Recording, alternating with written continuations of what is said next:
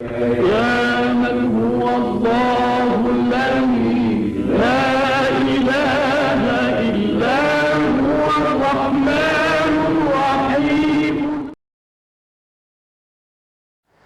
بسم اللہ الرحمن الرحیم. اللہ کے نام کے ساتھ جو رحمان ہے اور رحیم ہے. ناظرین السلام علیکم.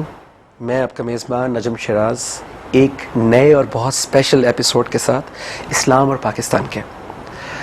جیسا کہ آپ جانتے ہیں کہ اس پروگرام کو بنانے کا اور آپ تک پہنچانے کا مقصد یقیناً یہی ہے کہ اس وقت دنیا میں جو حالات ہیں اور ہمارے ملک کے جو حالات ہیں، ان حالات میں ہماری قوم کا کلیکٹیو فوکس کیا ہونا چاہیے، ہم سب کی اپروچ کیا ہونی چاہیے، ہماری سوچ کیا ہونی چاہیے، کیا وہ راستہ ہونا چاہیے کہ ہم ان حالات سے احسن طریقے سے، بیسٹ طریقے سے ان کا سامنا کر سکیں اور دنیا میں وہ مقام حاصل کر سکیں جو کہ مسلمانوں کا اور جو ایک زبردست قوم کا ہونا چاہیے، جو ایک ملک کا مقام دنیا میں ہونا چاہیے جو ہم سب حاصل کرنا چاہتے ہیں.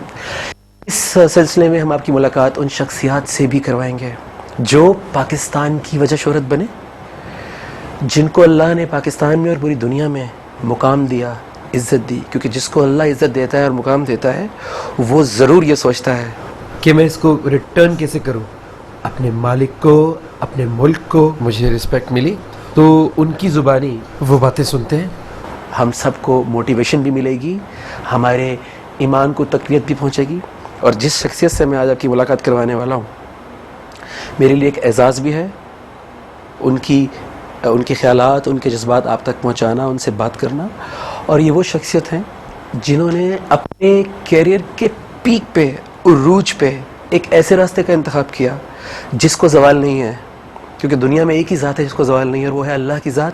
اور ایک ہی فیلنگ ہے جس کو، ایک ہی جذبہ ہے جس کو زوال نہیں ہے، وہ ہے ایمان، جو میرے لیے بڑے آنر کی بات ہے. اور میں چاہوں گا کہ آپ کی ان سے ملاقات کروائی جائے. جناب جنید جمشید صاحب، السلام علیکم. وعلیکم السلام. کیسے آپ؟ خیریت سے؟ بہت خوشی ہو رہی ہے، بہت عرصے بعد ملاقات ہو رہی ہے. تمہارا شکریہ بلانے کا. نہیں، شکریہ آپ کا کہ آپ نے ٹائم نکالا اتنے شارٹ نوٹس پہ. اور یہ آپ کی محبت بھی ہے اور آپ نے ہماری دوستی کا پاس بھی رکھا. محبت ہے، یہ بات تم نے صحیح کہ مجھے واقعی یہ تمہاری محبت کی وجہ سے آیا. اور ماشاءاللہ سے تم ہو ہی ایسے کہ اپنے کنٹمپریریز کو تم نے جس طرح ہر ایک کو عزت دے کے تم چلے، تو تم ہو اس لائق. اچھا ناظرین، میں اور جنید، ہمارا ایک کافی طویل بیک گراؤنڈ بھی ہے کہ ہم ایک ہی یونیورسٹی، انجینئرنگ یونیورسٹی لاہور میں پڑھے ہیں. اور میرا کیریئر ان کی آنکھوں کے سامنے شروع ہوا اور ہم نے ان کو شروع سے پیک تک دیکھا. آج تک ہمارا بہت اچھا تعلق ہے.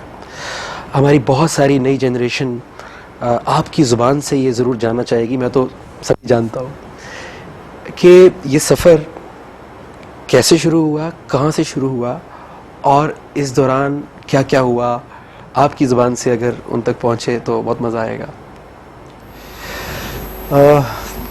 جب نجم میوزک شروع کی تو میوزک کو ہول ہارٹڈلی کیا اور اس میں اپنا تن من دھن سب لگایا.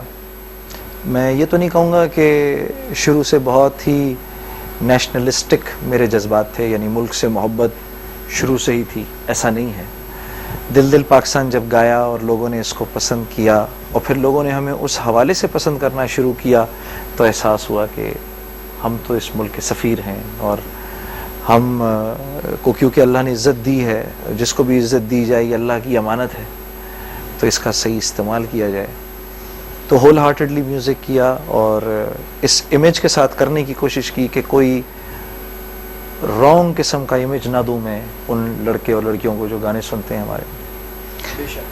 تو پھر اس کے بعد یہ ہے کہ ایک وقت آیا جب اس بات کا احساس ہوا مجھے کہ اگر میں صرف دل پاکستان کی بات کرتا ہوں تو میں صرف پاکستان کی بات کرتا ہوں اور پاکستان میں رہنے والے لوگوں کی بات کرتا ہوں. لیکن یہ جو راستہ ہے جو اللہ نے اپنے نبی پاک صلی اللہ علیہ وسلم کو دیا، پھر جس کو صحابہ نے فالو کیا، تو صحابہ نے صرف مدینے کے لوگوں میں بات نہیں کی، مکے کے لوگوں میں بات نہیں کی، پوری دنیا میں پھیل گئے. میں اور آج تو مسلمان ہی اس لیے ہیں کہ وہ لوگ ہم تک آئے. تو پھر میں نے کہا کہ وہ زیادہ بڑا کام ہے، تو پھر اس راستے میں نکلنے کی کوشش کر رہا ہوں. آپ ایک بہت اہم بات جو میں آپ سے کرنا چاہوں گا، جو میں چاہوں گا کہ آپ کے جذبات، آپ کے خیالات جو ہیں لوگوں تک پہنچیں.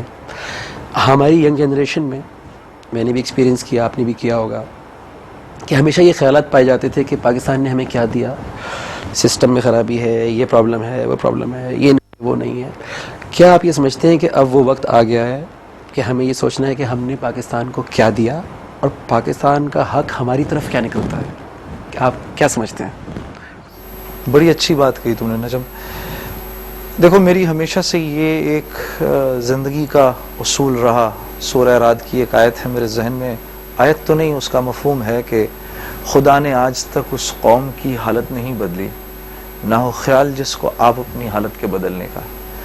تو سب سے پہلی جو سب سے ضروری چیز ہے، ہمارے یہاں ملک میں تعلیم کا نعرہ لوگ لگاتے ہیں کہ بھئی تعلیم کی بڑی ضرورت ہے، تعلیم کی بڑی ضرورت ہے.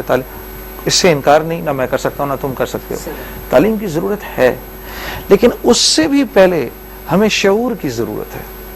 اس شعور کی ضرورت ہے کہ کیا چیز ٹھیک ہے، کیا چیز غلط ہے اللہ کی نظر میں، کیا چیز جائز ہے، کیا چیز ناجائز ہے اس کی نظر میں، اس کو کیا چیز پسند ہے، اس کو کیا چیز ناپسند ہے. یہ شعور ماں باپ جب شروع سے بچوں میں ڈالیں گے تو پھر اس معاشرے میں ایسے لوگ پیدا ہوں گے جو لوگوں کی زندگیوں کا بدلنے کا ذریعہ بنیں گے. اور یہ بات گھر سے شروع ہوگی. دیکھو آج بدقسمتی سے، مطلب میں لفظ بدقسمتی کا استعمال کر رہا ہوں کہ ہمارے جو ہم اوروں پہ انگلی تو فوراً اٹھا لیتے ہیں، ایسے اشارہ کر دیتے ہیں کہ بھئی دیکھو یہ آدمی غلط کر رہا ہے. یہ 3 انگلیاں ہماری طرف بھی اشارہ کر رہی ہیں کہ ہم بچوں کو ماں باپ اسکول میں بھیج دیتے ہیں کہ بھئی اساتذہ سب کچھ کریں گے. نہیں، سب سے پہلے تو ماں کی گود سے معاملہ شروع ہوتا ہے نا.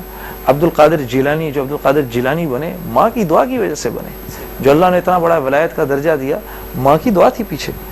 تو یہ شعور اگر شروع سے ڈیولپ کیا جائے، ماں باپ کریں اس ذمہ داری کو لے کے، تو پھر میرا خیال ہے کچھ عرصے کے بعد، اور دیکھو اچھائی تھوڑی دیر میں پھیلتی ہے، برائی فوراً پھیل جاتی ہے. ٹھیک ہے، تو اس میں ہمیں نا امید نہیں ہونا چاہیے کہ بھائی ایک دم سے ہم ایک اچھی قوم کیوں نہیں بن جاتے. ہم بنیں گے، ضرور بنیں گے، لیکن ایسے لوگوں کو سامنے آنا پڑے گا. جیسا کہ آپ نے کہا کہ اچھائی کو پھیلنے میں بھی ٹائم لگتا ہے، اور ایک انسان کو اچھائی کے راستے پہ چلنے کے لیے بھی کچھ موقع چاہیے ہوتا ہے.